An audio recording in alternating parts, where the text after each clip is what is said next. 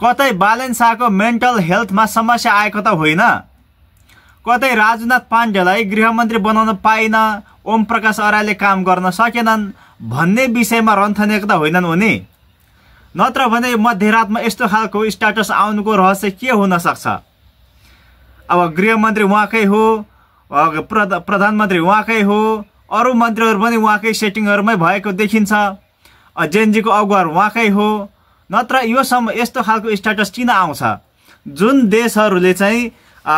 देशहरूको सपोर्टमा चाहिँ उहाँले यो जेएनजीको आन्दोलन गर्नुभयो भनेर बाहिर चर्चा परिचर्चा चलिरहेको बेला तिनै देशहरू त यसरी गाली गर्नुको रहस्य के हुन सक्छ? अस्ति भर्खर त आरएसपी राष्ट्रिय स्वतन्त्र पार्टीलाई पनि उहाँको निर्देशन, उहाँको चाहिँ समर्थनमा कुलमान घिसिङलाई अब कार्यकारी अध्यक्षमा ल्याउनु पर्यो, बालेन शाहले समर्थन जनाए भन्ने विषयमा त व्यापक त्यो खालको आलोचना, त्यो खालको चर्चा परिचर्चा चलेको थियो।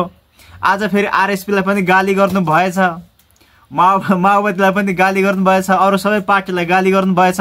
सबै देशहरू यी पार्टीहरू मिलेर पनि तिमीहरूले केही पनि गर्न सक्दैनौ, केही उफार्न सक्दैनौ भन्दा गाली गर्नु भएछ। यसो हुनुको पछाडिको रहस्य के हुन सक्छ? त्यो पनि 12 बजे राति। कतै अस्ति भर्खरै उहाँको चाहिँ एउटा ओम प्रकाश अर्याल अहिलेको गृहमन्त्रीले काम गर्न सक्नुभयो, त्यसको ठाउँमा चाहिँ उहाँको सहयोगी काठमाडौँ नगरपालिकाको महानगर प्रहरी बलका प्रमुख राजनाथ पाण्डेलाई गृहमन्त्री बनाउँछु भन्ने चर्चा परिचर्चा चलिरहेको थियो। त्यसै बेला प्रधानमन्त्री कार्यालयबाट पनि गृहमन्त्री बनाउने अधिकार चाहिँ प्रधानमन्त्रीमा मात्रै छ, त्यो प्रधानमन्त्रीको क्षेत्राधिकारभित्र पर्छ, कसैले यो विषयमा नचिताए पनि हुन्छ भनेर उहाँ विज्ञप्ति निकालिदिनु भयो र यता राजनाथ पाण्डेलाई पनि निलम्बनको प्रोसेसर चाल्यो। यो विषयले त कतै उहाँलाई त्यो रन्थनाको त होइन नि, हुन पनि सक्छ, अब भन्न सकिँदैन। भित्री कुरोहरू राजनीतिको कुरा हो, भित्री कुरो के हो थाहा छैन। तर आज उहाँको यो विषय हेर्दाखेरि धेरै जनताहरूमा चाहिँ आलोचना भइरहेको, धेरै जनताले यसो आलोचना गरिरहेको देखियो। साथै यही विषयलाई हिजो पत्रकार मन्जु कार्कीले यसरी निहालिरहेका रहेछन्। उहाँहरू वास्तवमा एउटै होटलमा चाहिँ खाइरहनु भएको रहेछ, एउटै होटलमा हुनुहुँदो रहेछ। उहाँले त्यो होटलको नाम नखुल्ने तरिकाले उहाँले यसरी पोस्ट गर्नु भएको छ। हिजो म परिवारको साथ ललितपुरको एउटा रेस्टुरेन्टमा थिएँ, मलाई बस्न मनपर्ने ठाउँ कौशी जस्तोमा 4-5 जना साथीसँग बालेन थिए। हामी भित्र बस्यौँ, तर हामी बसिरहेको ठाउँबाट उनलाई देख्न सकिन्थ्यो। उनले बारम्बार मदिरा थपिरहेका थिए।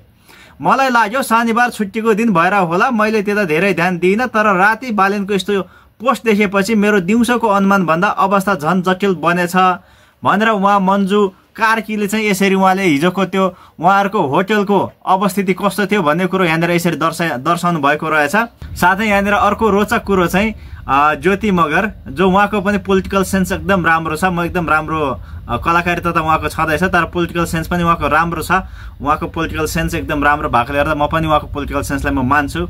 उहाँले पनि एउटा रोचक तरिकाले उहाँले व्यङ्ग्यात्मक ढङ्गले उहाँले लेख्नु भएको रहेछ, साह्रै मजा लाग्यो। म यो चाहिँ पढेर सुनाउँछु है त। ज्योति मगरले के लेख्नुहुन्छ भन्दाखेरि, गरिबको चमेली बोल्दिने कोही छैन भन्दै गरिबहरूको ठेला उठाउनु भयो। म नेपाली हाँसेको हेर्न चाहन्छु भन्दै जेएनजी उक्साएर सर्लक्क देश जलाउनु भयो। जुन शक्तिको आडमा फिल्मी स्टाइलमा वितण्डा मचाउनु भयो, त्यही शक्तिहरूले थेचार्न थालेपछिको असन्तुष्टि छर्लङ्ग। रातको 12 बजे मुख छोड्दा हुने फाइदा: 1. भडास डिटक्स, 2. कुनै शक्तिबाट परिचालित छैन भन्ने प्रमाण, 3. सुट्ठाको क्वालिटी पर्फेक्ट भएको प्रमाण। खास बुढी मार्न खोजेको काल पल्ट्यो ब्रो। धन्न सुसु गर्न उठेको भाउजूले आधा घण्टामै थाहा पाएर डिलिट गर्न लाउनु भयो, नत्र कति धेरै भ्युज, लाइक, कमेन्टहरू आउँथ्यो। हजुरको स्ट्याटस डिलिट भएपछि हजुरलाई यो गीतको हरफहरू गिफ्ट। भक्तहरूको चमेली बोल्दिने कोही छैन, म भक्तजन हाँसेको हेर्न चाहन्छु।